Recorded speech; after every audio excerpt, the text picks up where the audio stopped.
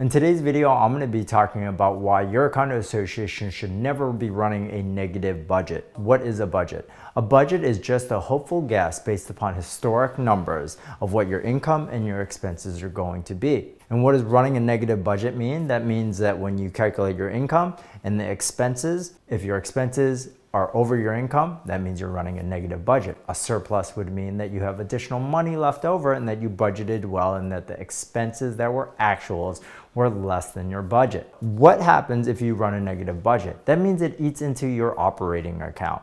And your operating account is really important for you to be able to pay your day-to-day bills. And you want to be able to make sure that there's always going to be a sufficient amount of money in that. With our property management company, we're always going to calculate that reoccurring cost to make sure that you have a minimum of at least 2 or 3 months. What happens if you run a negative budget? Two things should occur. Either one, at the end of the fiscal year, you're going to collect from those condo owners via an assessment an amount to be able to bring you back up to zero or a surplus, or B, you increase the condo fees to ensure that on the monthly basis that your expenses are covered by the income that you pull in. We're going to go through your budget and ensure line by line by line that we look at your actuals versus budgets on a monthly basis to ensure that there is no negativeness with any line items. And if there is, what can we do to adjust it in the future?